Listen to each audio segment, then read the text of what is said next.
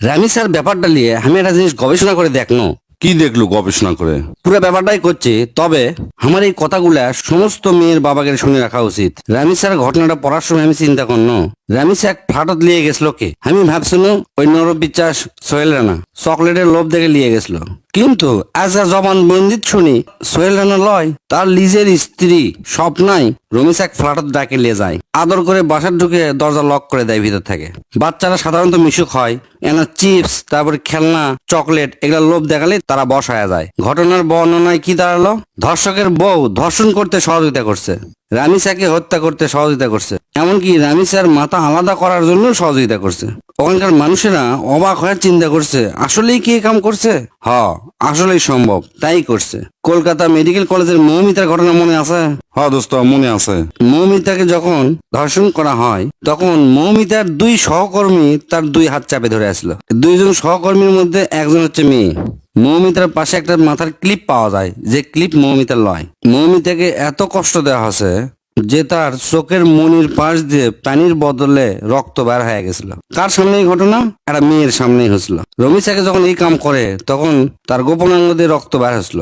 একজন মেয়ে হয়ে তার বউ স্বপ্ন সেটা দেখছে, দেখে তার ব্যথা বোঝার কথা, বাধা দেওয়ার কথা, কিন্তু স্বপ্ন তা করেনি। উল্টা জানলা কাটে তার স্বামী পালে দেওয়ার ব্যবস্থা করছে। খালি তাই নয়, কুমিল্লার তনু হত্যার তদন্ত করবে যা দেখে তনু হত্যার সাথে জড়িত আসলো একটা পেটিসল। ডাক্তারি পরীক্ষা করে দেখা যায় তার শরীরে 3জন পুরুষের সিমেন্ট পাওয়া যায় এবং আরেকজনের রক্ত পাওয়া যায়, যে রক্ত একজন মেয়ে মানুষের। এল্লা ঘটনার পর আমি একটা লাইন কভার চাই, আসলে মেয়েরাই মেয়েকে বড় শত্রু। আমি আপাতত একলাই কভার চাই, খালি নারী মহিলা মেয়ে বলে আপনার সন্তানের তার সাথে মিশপাত দিবেন না। এখন খালি পুরুষই লয়, নারীও এখন নিরাপত্তাহীনতার সিম্বল আপনার মেয়ের জন্য। রামিসার বাবা বুঝেই গেছে বিচার হবে না। দেশের কতগুলো ঘটনা বিচার কি দেখছেন কখনো?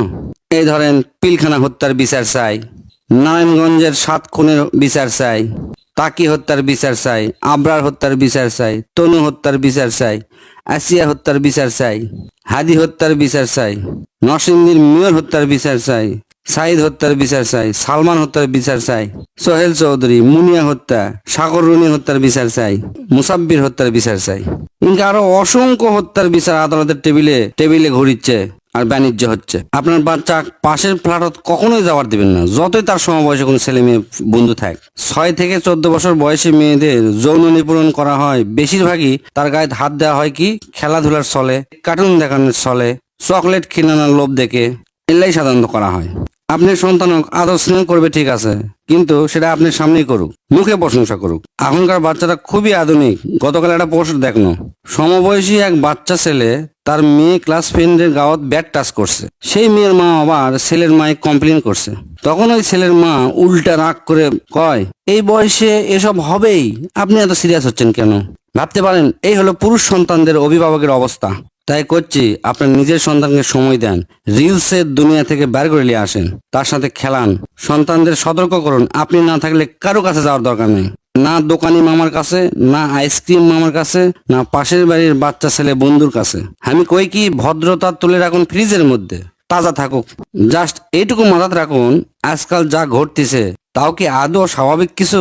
এটা আমরা কোন কলিযুগে বসবাস করি, যেটি মেয়েদের সহযোগিতায় মেয়ে ধর্ষণ হচ্ছে, হত্যা করা হচ্ছে। বাংলাদেশের এই পরিবেশে সব শেষে আমি কভার চাই, create your own safe zone circle and live a safe life with your family.